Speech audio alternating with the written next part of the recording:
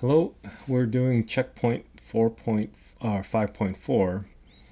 We were wanting to evaluate this double integral of x times e to the xy dA over r, where r is the region 0, 1 in the x and 0, ln 5 in the y. So that's x e to the xy dA. So at this point, we have kind of the freedom to integrate with respect to whatever we want. A couple of things why that's true is because we have constant limits, and because we have this set up yet, we don't know what type of region. Actually, in next section, we're going to start, imagining the different types of regions that we're going to have. So with constant limits, it doesn't really matter which way we integrate with respect to first. But let's imagine we're going to integrate with respect to x first. So if we imagine we're going to integrate with respect to x first, we're going to have x limits that is going to go from 0 to 1. So we have x e to the xy dx going from 0 to 1, and then dy going from 0 to the ln of 5, which is a constant. So this is what we would do. Now, as I begin to think about how to integrate this, I'm looking at this function x times e to the x, and if I integrate that with respect to x, it looks like I'm going to need integration by parts. I don't know if I want to do integration by parts. And so let's make a note that says we need integration by parts. So I don't think I want to do that. So instead, let's shift gears and integrate with respect to y first. So you might think, how's that going to be any better if we integrate with respect to y first? Let's see what happens. E to the xy, if we're going to integrate with respect to y first, we're going to go from 0 to ln 5. And then with respect to x will go from 0 to 1. Okay.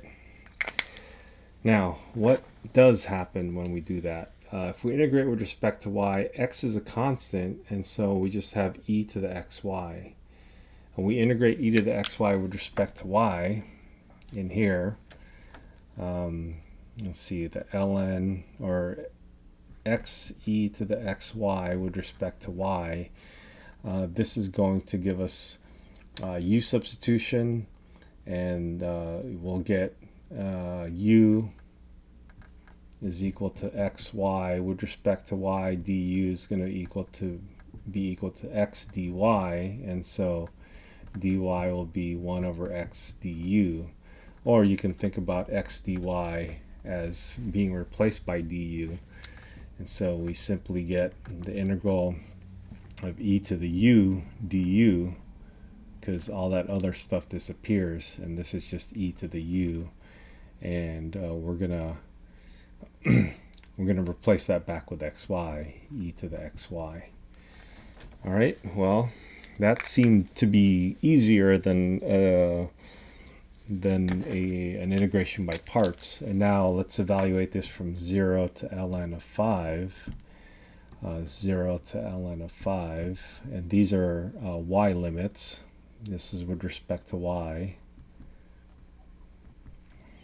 And so at this point, when we put y goes from 0 to ln of 5, we're going to get e to the, well, these are y limits, x times ln of 5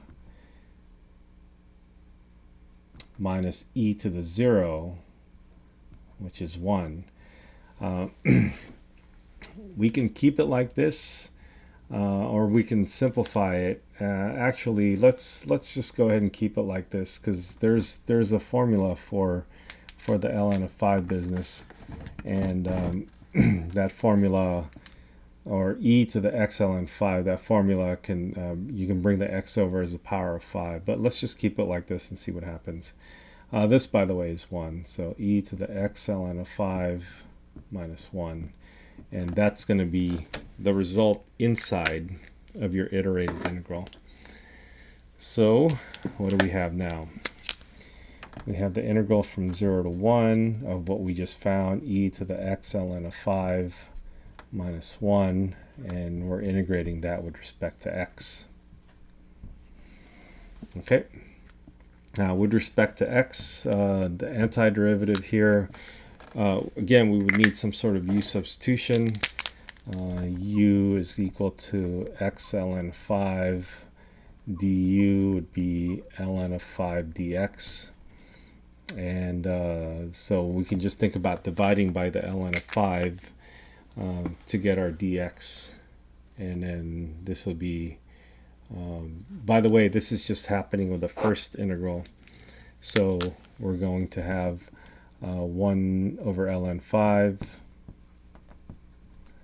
and then e to the u, which is x ln of 5.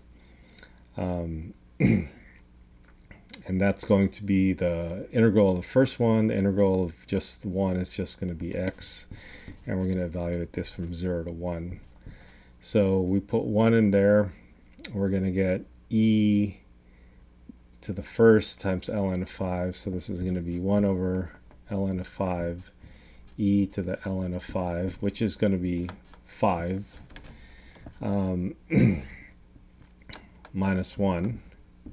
So that's the first part. And then we put 0 in there. We're going to get ln of 0, which is just 1. So it's 1 times ln of 5 minus 0.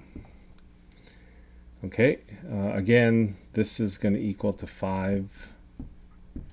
So we can simplify that to just 5. So this is 5 ln of 5 minus ln of 5. So that will give us 4 ln of 5, or 4 divided by ln of 5. So this would be 1 over ln of 5. Oops. Let's write it a little bit higher here. We're out of room. Let's say 1 over ln of 5 times 4. And this is 0, so let's just have a minus 1 left. Okay, so this is our final answer. And this is a 1 over ln of 5 times 4, and then a minus 1. Okay, I hope that helps.